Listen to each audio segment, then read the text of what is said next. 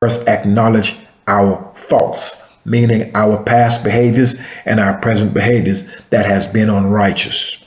And we are to turn to righteousness. And there we will seek and achieve those 3 P's.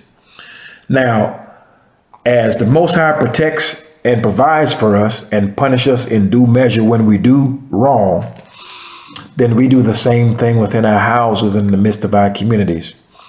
Then we do not allow our women to become whores. We do not allow our men to act in a manner that's dishonorable, that will cause our name to stink in the midst of the nations.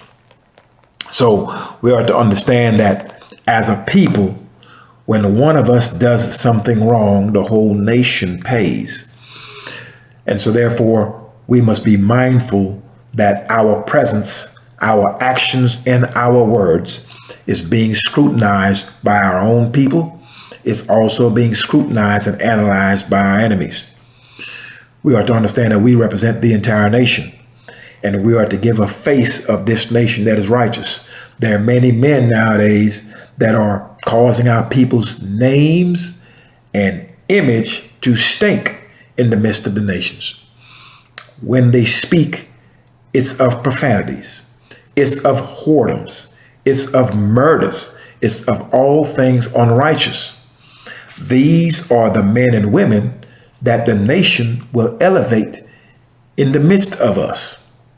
And we are foolishly taking part in many of these things. For example, these rappers and these preachers and all these other vile individuals.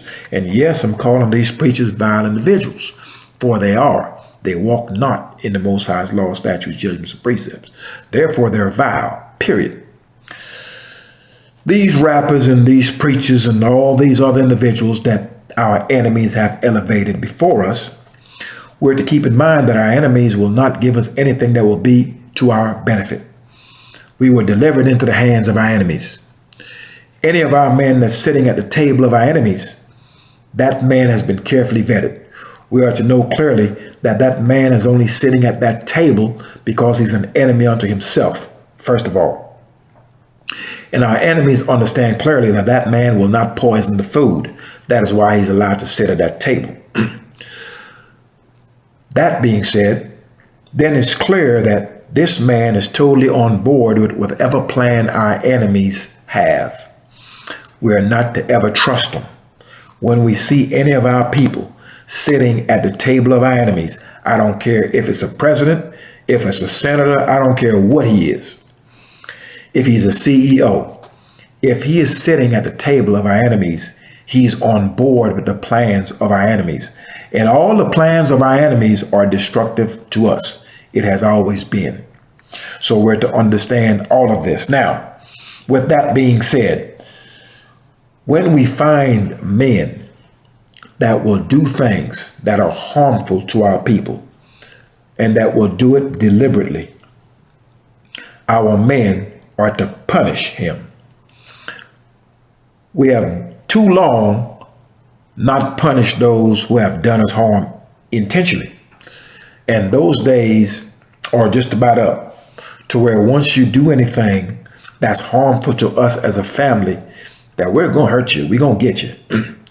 And our men will not stand by and allow you to do things that's going to cause us to be harmed. Many of our men may find themselves to where their sons get hurt, get harmed. And all of a sudden, they want to go before the enemy and try to make peace and tell the rest of our men, hey, stand down, back down. I'm going to go work this back deal out with the man. Now, the rest of us understand clearly it may be your son now, but later on it's going to be one of our sons. And if we're to stand down and to allow our enemies to think that they can just kill our sons with impunity, well, then what that does, that invites the next killing of one of our sons while you go in the back and get a check. So as a man, we're to know our role as men. We are to protect, we are to provide, and we are to punish those in the midst of us. Many of us lack the intestinal fortitude to punish, especially when it comes to punishing those within our own house, our children, for example. When they step out of line, we have become soft.